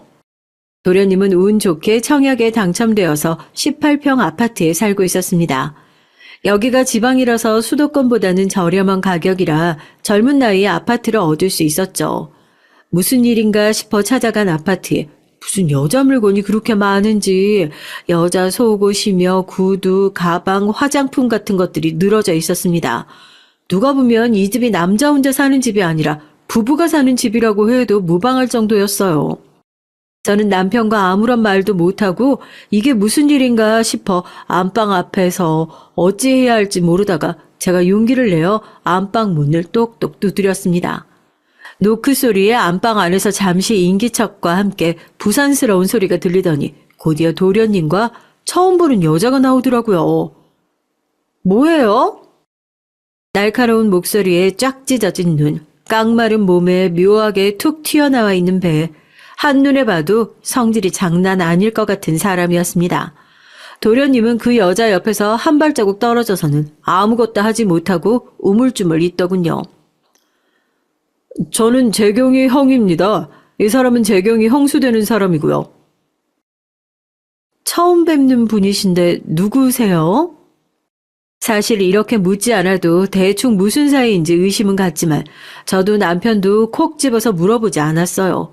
괜히 어림짐작하고 싶지도 않기도 했고 내심 저런 사람이 제 동서가 될 거라고 생각하고 싶지 않았거든요. 아, 재경 오빠 가족 되시는 분들이세요? 저 재경 오빠 아기 임신한 사람이에요. 당당하게 툭 튀어나온 배를 들이밀고 있는 여자의 모습에 저와 남편은 할 말을 잃었습니다. 세상에 여자친구도 아니고 결혼할 사이도 아니고 아기를 임신한 사이라니. 도련님은 너무 놀라 아무 말도 못하는 저희를 보고 머뭇거리다가 한숨을 푹 내쉬었어요. 그 한숨을 바로 옆에서 들은 여자가 갑자기 신경질을 내며 짜증을 내더군요. 그래가지고 땅 꺼지겠어? 왜? 내가 뭐 잘못 말했어? 마치 치와처럼 사납게 지저대는 여자의 모습에 저는 저절로 인상이 찌푸려졌습니다.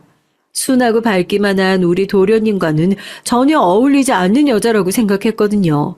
하지만 저와 남편은 그 모습을 보고도 아무 말 하지 않았어요. 상황 파악이 되지 않아서 머리만 점점 아파오더라고요. 도련님과 대화할 시간이 필요해요. 잠시 도련님 좀 데리고 나가도 될까요? 제 목소리는 제가 생각해도 생각보다 덤덤한 목소리였습니다. 옆에 있던 남편도 고개를 끄덕이며 잠시 데리고 가겠다고 말했고 도련님은 잠시 머뭇거리더니 옆에 있던 여자 눈치만 살피더라고요. 여자는 자기 눈치를 살피는 도련님의 모습에 깔깔 웃더니 그렇게 하시라며 도련님의 어깨를 툭 쳤습니다. 그러세요, 그러세요. 누가 보면 제가 오빠를 강제로 잡고 있는 줄 알겠어요. 아, 근데 나가는 건 제가 할게요. 제가 오늘 선약이 있어서요.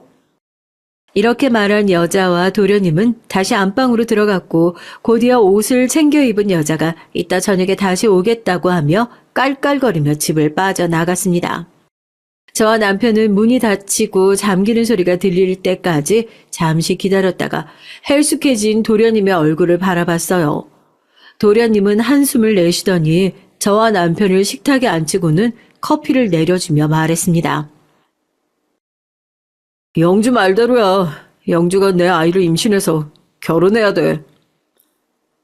임신? 결혼? 그게 말이 된다고 생각하냐? 형이 널 아는데 너 저런 사람 싫어하고 무서워하면서 어떻게 하고 돌아다녔길래 갑자기 임신 얘기가 나오고 결혼 얘기가 나와. 전 흥분하는 남편을 말리며 말했습니다. 이런 말 하는 거 좀 미안하지만 뱃속의 아이 정말 도련님 아이 맞아요? 내가 그동안 도련님 여자친구를 몇 명을 봐왔는데 저 영주라는 사람은 그전 여자친구와는 전혀 다른 이미지잖아요.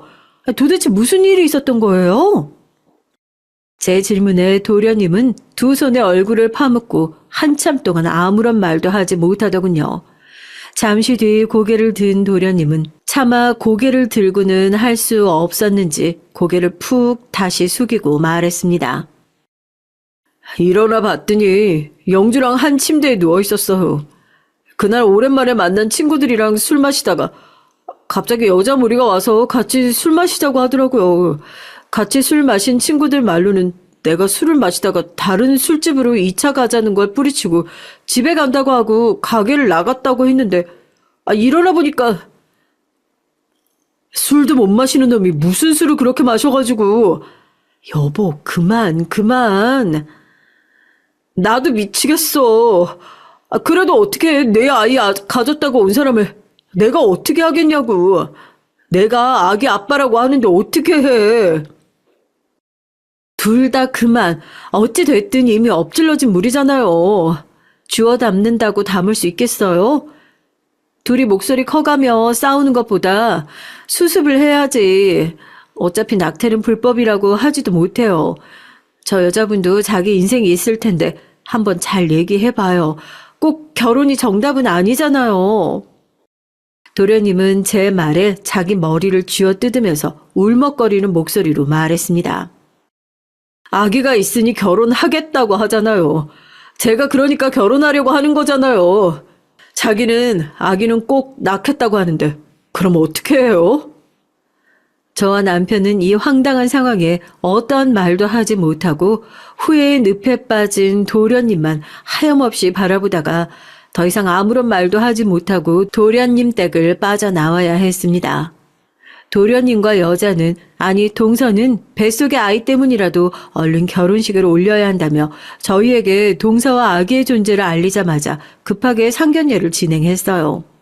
상견례 때에도 동서는 아주 가관이었습니다. 눈을 어디에 둬야 할지 모를 짧은 미니 원피스에 화장은 아주 진하게 해서 도저히 상견례 자리에는 어울리는 패션이 아니었거든요. 게다가 쩝쩝 소리를 내며 예의 없이 먹는 행동까지 저와 남편은 입맛이 뚝 떨어져 그날 식사도 제대로 하지 못했어요. 집은 해주실 거죠? 최소한 25평 이상은 해주셔야 돼요. 아기 태어나기에는 오빠가 가지고 있는 집은 좁거든요. 당당하게 집까지 해달라는 동서의 말에도 저희 시어머니는 아무 말도 하지 못하셨습니다. 다행히 저런 상스러운 태도의 동서를 보고 놀라시진 않으신 것 같았죠. 사실 저희가 도련님을 만나고 온 그날 바로 시어머니가 놀라시지 않게 미리 이런저런 얘기를 해드렸거든요. 오랜만에 만난 친구들이랑 술을 마셨다고 그래요. 술도 못 마시는 놈이 적당히 마셨어야 했는데 일어나 보니까 한 침대에 같이 누워 있었다고 하더라고요. 그게 좀 된 얘기라고 하던데 임신했다고 재경이는 결혼하겠다고 하더라고요. 너희는 언제 알았니? 저희도 오늘 알았어요. 갑자기 도련님이 결혼을 해야겠다고 하길래 저희도 이상해서 오늘 도련님 찾아갔거든요. 이미 둘이 같이 살고 있더라고요. 아무래도 자기 아이를 갖고 있는 사람이니까 도련님이 같이 살자고 했던 것 같아요. 뱃속에 있는 아기가 무슨 잘못이 있겠어. 잘못은 술 먹고 멍청이처럼 일저지른 재경이가 잘못이지. 그 여자 성격이 보통이 아닌 것 같던데 재경이가 그걸 감당할 수 있을지 그것만 걱정되네. 안 그래도 그동안 도련님 만나봤던 여자분들이랑 워낙 느낌이 다른 사람이라 저도 그게 걱정이에요, 어머님. 도련님도 상대방이 자기 아이를 가졌으니까 결혼은 해야겠다고 생각하는 것 같아요. 전 다른 방법도 있다고 생각해 보라고 했는데 아무래도 도련님은 마음을 굳힌 것 같으니까 어머님도 만약 도련님이 소개시켜 주겠다고 하면 마음 단단히 먹고 계셔야 할 것 같아서 말씀드려요. 절대 어머님 혼자 만나지 마시고 저 아니면 이 사람이랑 둘이 만나세요. 아셨죠? 저는 괜히 불안한 마음에 어머님께 절대 동서와 단둘이 만나지 말라고 부탁드렸습니다. 어머님께서도 알겠다고 하셨고요. 불행인지 다행인지 도련님께서는 어머님과 동서를 따로 만나게 하는 것보다는 예의는 아니지만 차라리 상견례 장소에서 다 같이 만나는 게 좋을 것 같다고 생각한 것 같았습니다. 집은 당연히 저희 딸 명의로 해주실 거죠? 우리 딸 임신시켰으면 당연한 거 아시죠? 동서가 누굴 닮았는지 누가 봐도 딱 알 수 있었습니다. 생김새부터 해서 말투까지 쏙 빼닮은 동서의 어머니는 시어머니를 똑바로 쳐다보고 집을 해달라고 하더군요. 남편은 도저히 참지 못하겠는지 결국 입을 열었죠. 아니, 저게 해도 너무하시네요. 재경이가 잘못한 점 인정합니다. 그렇다고 해도 재수 씨 잘못은 하나도 없다는 건 아니지 않습니까? 어머, 아주버님, 지금 제 잘못도 있다고 하시는 거예요? 정말 너무하시네요. 어찌 됐든 제 뱃속에 재경 오빠 아기도 있는데 동생 아기를 가진 사람한테 어쩜 그런 말을 할 수가 있으세요? 그나마 뱃속에 재경이 아이가 있어서 참고 있는 겁니다. 둘 다 잘못이 있는데 너무 재경이 잘못으로만 몰고 가는 거 전 마음에 들지 않아요. 참, 내가 어이가 없어서. 그럼 이기지도 못하는 술을 마시고 우리 귀한 딸 임신시킨 게 잘했다는 거예요? 잘했다고 말하지 않았습니다. 다만 재경이 혼자 잘못한 게 아닌데 너무 재경이 잘못으로만 몰고 가니까 하는 말 아닙니까? 그리고 지금 재경이가 살고 있는 그 집에서 새살림 시작하는 거 전 충분하다고 생각합니다. 아직 태어나지도 않은 아기 때문에 25평 이상의 집으로 이사하는 건 욕심이라고 생각해요. 됐어요. 누가 아주버님께 집 사달라고 했어요? 전 어머님께 한 거예요. 어머니, 저 정말 그 좁은 집에서는 못 사니까 큰 집 해주시던가 지금 어머님께서 살고 계시는 집을 저희 몫으로 해주시든가 해주세요. 당돌하게 말하는 동서의 말에 저와 남편, 시어머니는 정말 아무 말도 못했고 도련님은 그저 고개만 푹 숙이고 있더군요. 어떻게 그 자리가 끝났는지도 모르게 저와 남편, 시어머니는 서로 아무런 말도 하지 않고 집으로 돌아왔습니다. 뱃속에 있는 아기 정말 재경이 아기일까? 침대에 누워 서로 고민에 빠져 있었는데 남편이 툭 하고 뱉어내는 말에 저는 놀라서 얼른 누워있던 몸을 일으켜 남편을 내려다봤습니다. 그래도 설마 그게 거짓말이겠어? 나도 미치겠다.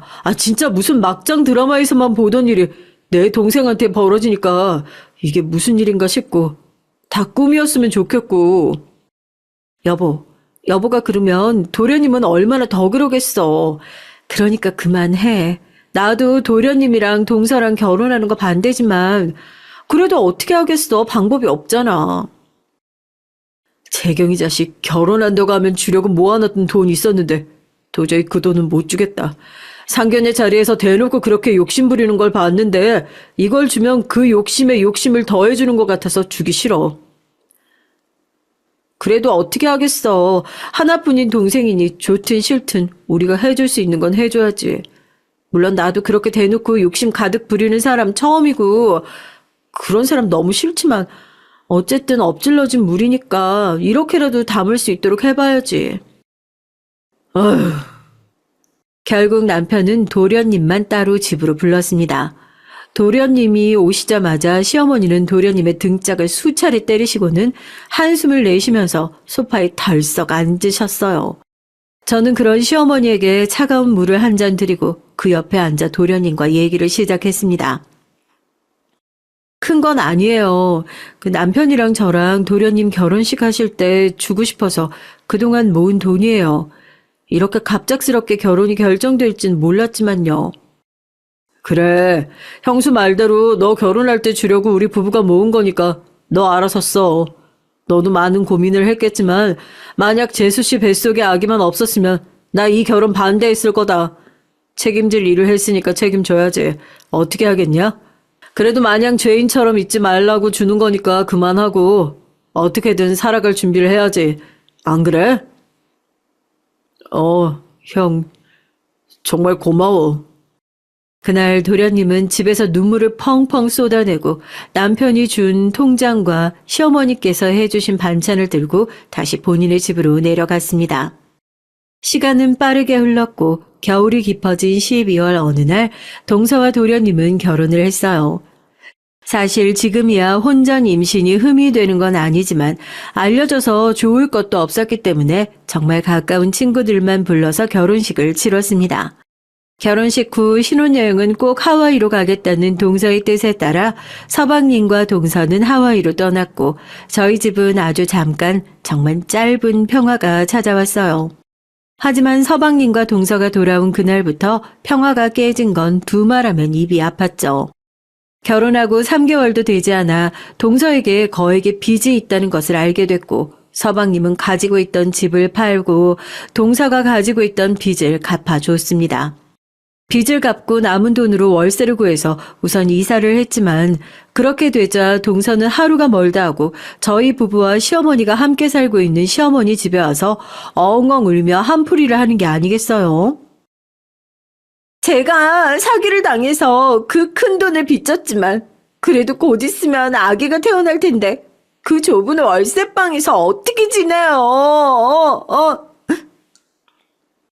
세상 떠나가라 우는 만삭의 동서에 처음에는 달래도 받고 마침 저희 부부의 집에 전세로 살고 있던 세입자분들이 일이 잘 풀려 다른 곳으로 이사 간다고 하셨으니 거기로 들어가서 돈 좀 아끼라고 해도 집이 20평은 너무 작다고 징징거리는 게 아니겠어요? 정말 뱃속에 아기만 없었다면 강제로 끌어내서라도 집에서 나오게 했을 텐데 차마 뱃속의 아기 때문에 끌어내지도 못하고 있었습니다.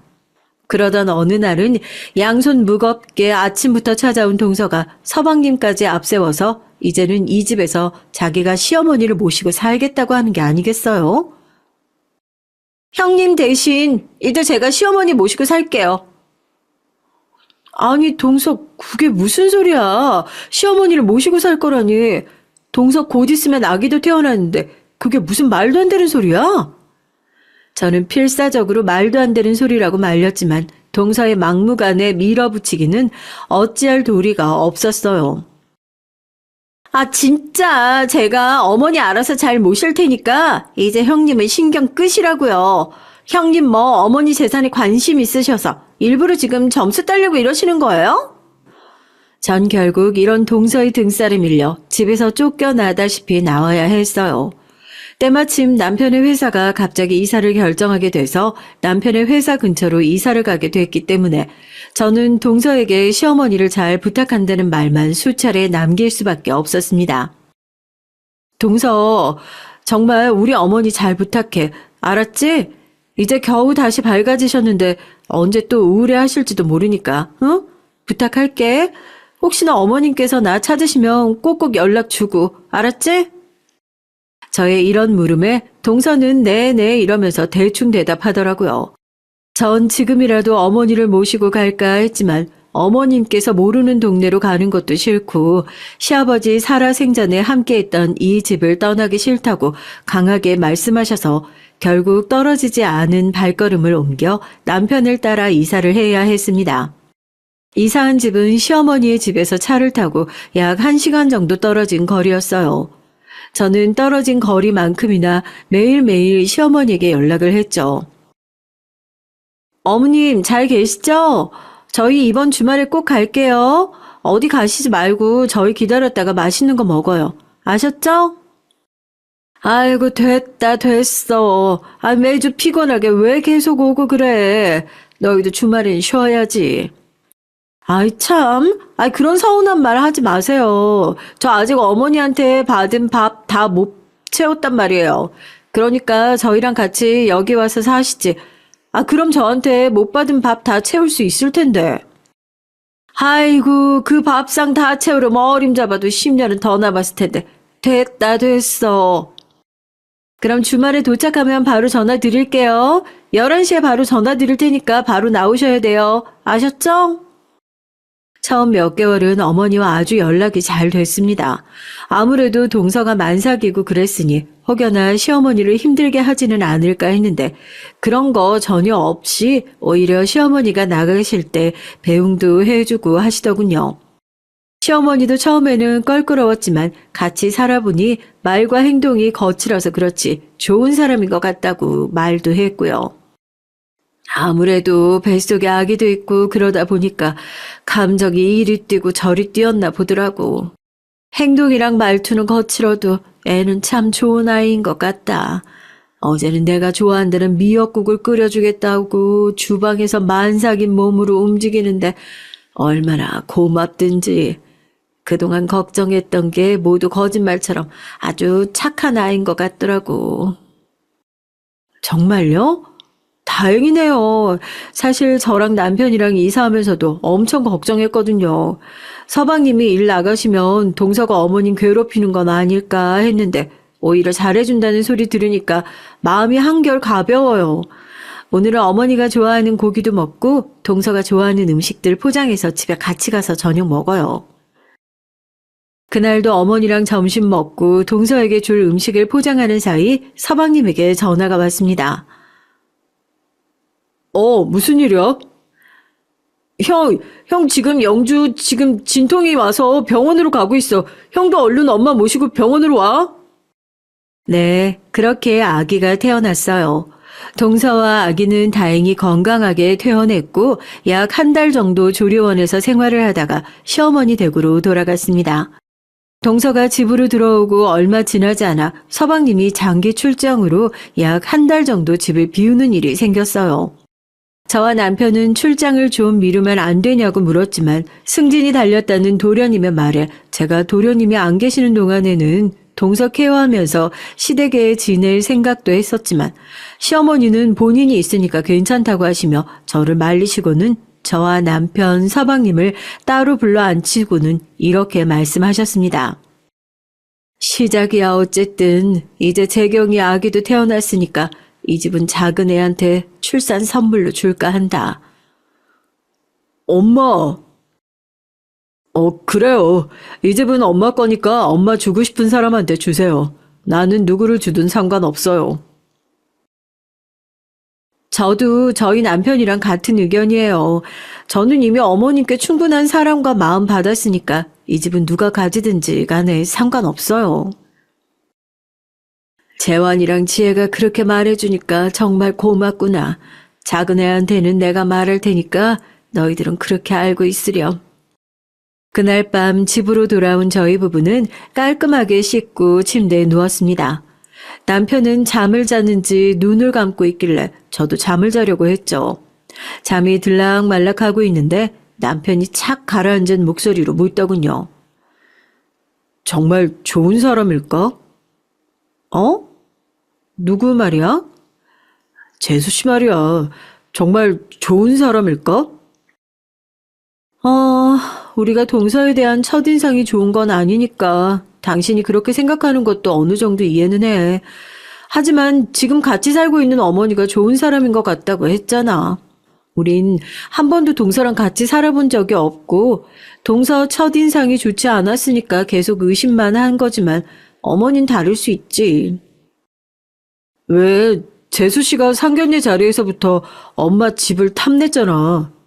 난 왜 그게 아직도 마음에 걸릴까? 에이, 설마 그 집 때문에 어머님한테 잘했다고?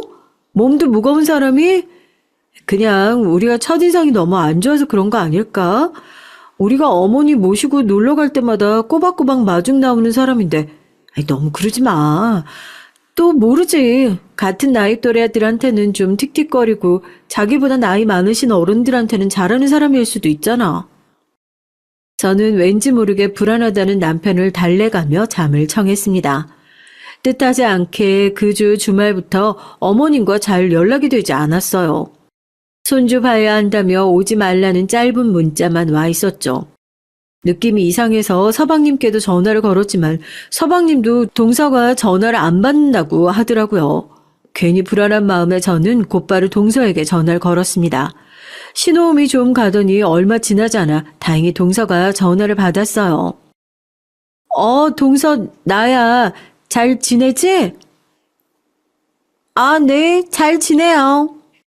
귀찮다는 듯이 대답하는 동서의 전화에도 저는 괜히 긴장이 돼서 한참을 말을 고르다가 어머니는 잘 계시냐고 물었습니다. 동서, 우리 이번 주에 한번 갈 생각인데 혹시 뭐 필요한 거 있어? 아기 선물 해줘야 되는데 말이야. 선물이요? 선물이라는 말에 아까와는 전혀 다른 밝은 음색에 저는 곧바로 대답했어요. 조카 태어났는데 우리가 선물 해줘야지.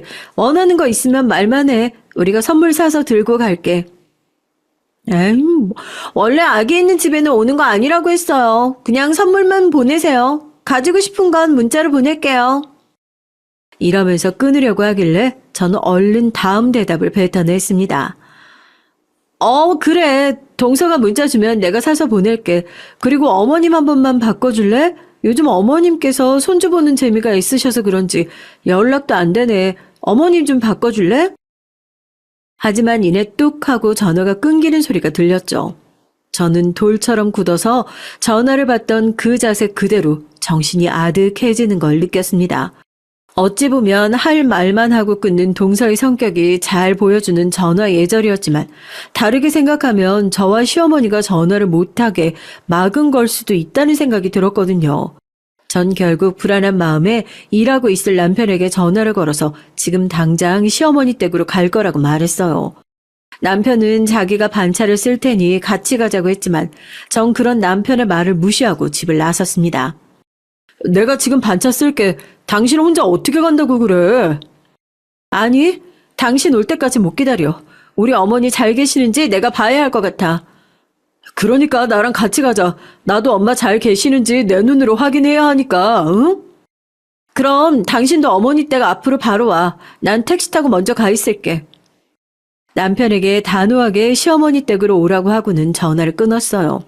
타이밍 좋게 오는 택시를 잡아 시어머니가 사시는 동네로 가달라고 기사님께 말씀드리고는 불안한 마음을 눌렀습니다. 시어머니 댁에 도착하자마자 저는 용수철처럼 택시에서 내려 곧장 엘리베이터를 타고 위로 올라갔죠. 그러고는 숨을 가다듬고 초인종을 눌렀어요. 짧게 띵동하는 소리가 울렸습니다. 저는 다시 한번 초인종을 눌렀고 안에서는 짜증이 가득 섞인 동서의 목소리가 들렸습니다. 가요, 가. 이번엔 조용했는데 왜 그래요? 잠시 뒤 희미하게 애기 우는 소리가 들리더니 이내 문이 열렸습니다. 동서는 문 앞에 선 저를 보고 잠시 당황한 듯 하더니 인상을 쓰고 자신의 몸으로 집안을 들여다보지 못하게 막더군요. 그러고는 한껏 짜증을 내면서 물었습니다. 형님이 여기는 어쩐 일이세요? 어찌나 앙칼지게 물어보던지 순간 깜짝 놀란 심장이 쿵쿵 뛰는 소리가 귀에까지 들리는 것 같았죠. 내가 시댁에 오겠다는데 동서한테 말하고 와야 돼? 어머님 보고 싶어서 왔어. 어머님 어디 계셔? 여기가 형님 시댁은 맞지만 엄연히 제 집이에요. 그리고 어머님은 외출하셨어요. 가세요. 이러면서 저를 밀치는 거 아니겠어요? 방금보다 날카롭게 대응하는 동서를 보고 확신을 가졌습니다. 뭔가 이상하다는 걸요.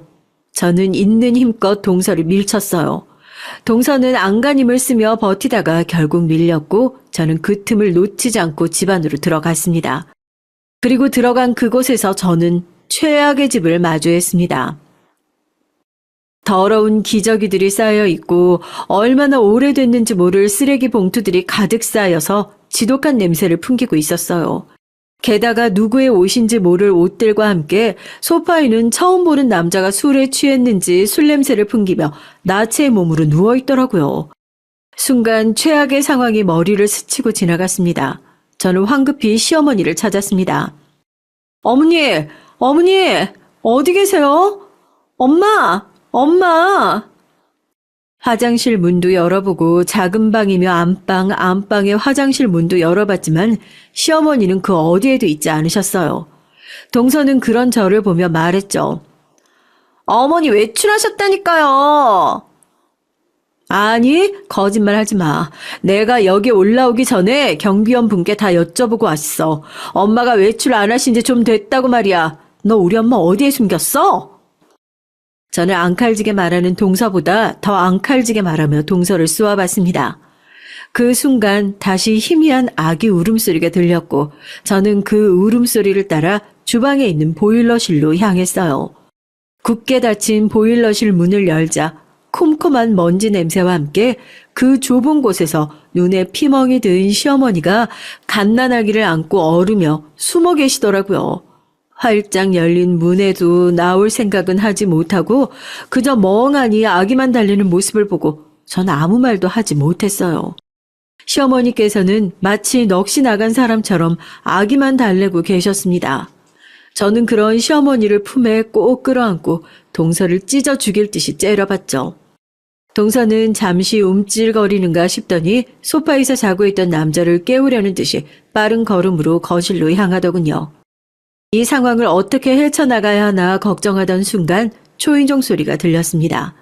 남편일 거라고 생각해 저는 냅다 소리를 질렀죠. 여보, 나 여기 있어. 보일러실. 남편이 제 목소리를 들었는지 곧이어 밖에서 대화 소리가 들리더니 도련님과 남편이 문을 열고 집 안에 들어왔습니다. 도련님은 소파 위에서 나체로 자고 있는 남자를 보고 넋이 나갔고 남편은 저와 시어머니를 찾아 주방에 들어와 제 품에 안겨있는 시어머니를 보고는 아무 말도 하지 못하고 굳어버렸습니다. 남편은 곧장 뒤로 돌아 주먹을 꽉 쥐고 동서를 쏘아봤고 동서는 남편의 그런 눈빛에 쫄아서 고개를 푹 숙이고 안방으로 도망가 버렸어요. 이게 다 무슨...